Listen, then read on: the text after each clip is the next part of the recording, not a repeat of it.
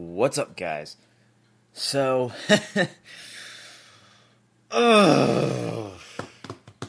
only in Storm 3. Only in Storm 3. So, what was it? So the topic of discussion today is still the same, but just about the same thing as the last time I talked about Storm 3, and dang it, that almost ruined my commentary, but fuck it, I'm just gonna go with it. Alright, so what happened was that every time I jump on Storm 3, shit has to happen. Whether it be one way or another.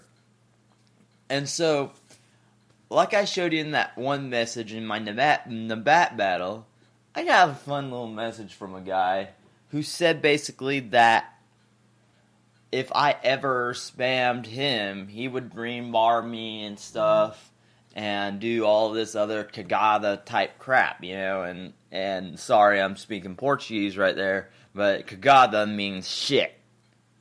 There's your Portuguese lesson of the day today.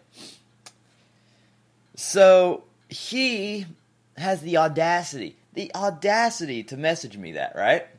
After I had won a match because this guy was using all these spammable characters, and while you guys don't think they're a spammable character, what he was doing was that sly, I play good, but I'm gonna be a little bitch to you type thing. And how he played was that he basically, used all these instant awakening characters. Used all the instant awakening characters he could find. Would go into instant awakening, and even sometimes go into it off and on and stuff. You know, just turning it on and turning it off. But then he would just use it just to be like a little bitch, you know? And it just felt like, really, dude? And so, he did that, and I finally got tired of it. So I used Sage Mode Naruto, used a few Rasengan barrages, and beat him finally with a grab. And so I start getting this message from another guy, and he kept telling me, "Oh, you won that match because you spammed, da-da-da, da-da-da, da-da-da, da-da-da-da-da," and I'm like, seriously, dude, nobody else was gonna do it, and I might as well take the fall. So I went ahead and got out of that match before it got any worse, because in fact, there was one guy I was fighting who had this really crappy connection, and I could not fight him worth crap. So I was like, you know what? I'll be the French today. I give up. So, and then yesterday, or last night, in fact, I'm playing Storm 3, and I meet a couple guys on ranked match. Some of them are good. Of course, I meet a lot of spam characters and stuff, and whatever. And I was like, whatever.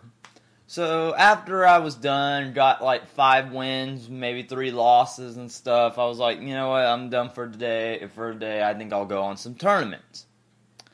So the first tournament I host, or no, in fact, I go into a couple of tournaments actually first. So I go to my first couple of tournaments, and I get in there, everything's kind of fun stuff, and you know, I was playing as part 1 Naruto, and during the match, I saw this one guy spamming Flying Raijin level 2. And where I think that, you know, Flying Raijin level 2 may be not a spammable attack, but when you do it throughout the whole entire game, during your fight, and somehow you actually hit the guy, that to me is kind of spamming. And not only that, he would do all these little tricks onto these people. He actually, what he did was that, and when I was battling him, is that he guard broke me with a bunch of different Rasengans that were in my face, because I had to deal with Naruto on top of that. So it was the father-son combo.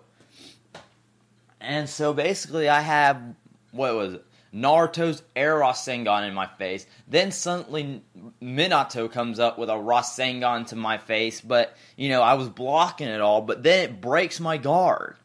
So then he charges up a Rasengan and does another one in my face just for laughs, and then I start getting more Rasengans and Raijin level 2s, you know? I was like, really? Okay, and I'll play your game. So, anytime he tried coming at me and dashing at me, I prepared my Rasengan and slapped him right in the face with it. You know?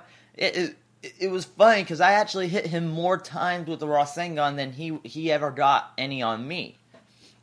So, and he mostly hit me with the Raijin level 2. Well, here was the funny part. While he had Instant Awakening, I had Part 1 Naruto, okay? And while I hate people who go into Instant Awakening just to use that Instant Awakening jutsu, you know what? I was just like, whatever, you want to play that game? We'll play that game. I go into my Awakening, and I spam my Rasengan again, because you know what? That Rasengan is really fucking powerful. So anyway, after the match, in fact, how that match ended up was that I actually comboed his ass at the end because he was out of subs. I had my subs coming back, and he had gotten me down to all of 5% of health. The salt was real. So after the match, I start getting party invite, game invite, send message, party invite. And I'm like, really? I go to look at the sent message, and basically, this is what it said. It said that I had a Walmart connection. And this was a voice message, mind you. And I didn't really feel like recording it because it was like, whatever. I have a Walmart connection. I spammed Rasengans. And I suck at the game. Those were basically the 3 things I got off of that. 3 or 4 things that I got off of that. And I was basically like, okay, the salt is real. So, oh man. So next battle, you know, or not even next battle. So I decided, whatever, I'm just going to go off and do whatever. So I host a tournament. Hosting this tournament, I put down on there for that little, like, room thing, whatever, legit. All in capital letters. Legit. And actually, to be surprised, like, 90% of the players did that. Yes, I said 90. But guess what? There was that 10% that decided to be a little bitch. So, and it actually astounds me. It astounds me what he sent me after I had confronted him about him. Because the characters he chose, Naruto, Onoki, and Akatsuchi. Let me say that again. Naruto, Onoki, Akatsuchi. That doesn't even make a fucking team. And he says that's legit? Dude, that's just a pussy way of saying that you basically can't fight. Because those teams basically make it very difficult for a guy to actually fight you because he's too busy having to worry about the 2 fucking supports that are by his side that will basically just blow you away because their moves basically, like, you can't, once they're summoned, you basically really can't touch them. It is really hard to. So, afterwards, he sends me a message when I confronted him about it. Like, dude, I put legit on it. And he sends me back, oh, enlighten me on how I'm not legit. I send him back, your team. He sends me this. What are you talking about? They're legit. If you read the manga, you know that they were all best friends in college.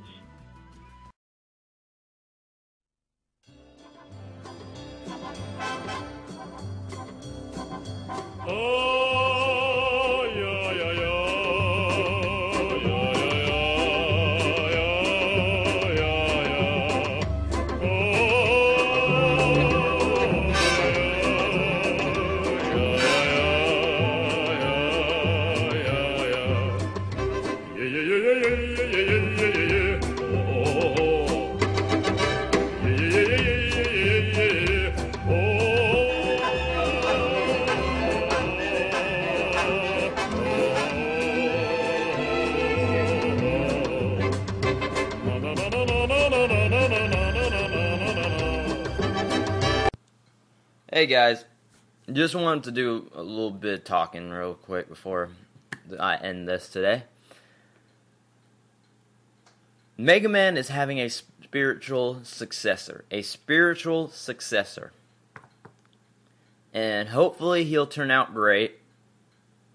And, it's the creator. It's being made by the same guy, because he broke away from Capcom. Because Capcom wasn't helping him produce the Mega Man, and since he couldn't bring Mega Man with him because Capcom has decided to trademark him, and Mega Man is basically Capcom's now, Capcom's bitch. So the creator decided, whatever, I'm gonna break away from this. I'm sorry, fans, but this is not going to happen. So he goes and is now making a new character. Mighty Number 9. And I can't remember his name and the main character's name for the love of me, but he's Mighty Number 9. He's Mighty Number 9. Hopefully he'll become a good guy. Hopefully he'll become like the good spiritual successor. Who knows?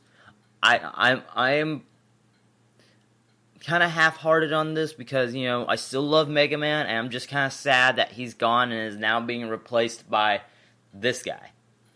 So, but, you know what? I'm going to let him have a shot because no matter how you look at it, it does feel like Mega Man. It's just like with a different name. They plastered it with a different name and stuff, and I guess I can get used to it. It's just going to... I'm just going to have that, like, getting used to, that getting used to feeling. So... Anyway, alright, I'm out. Peace.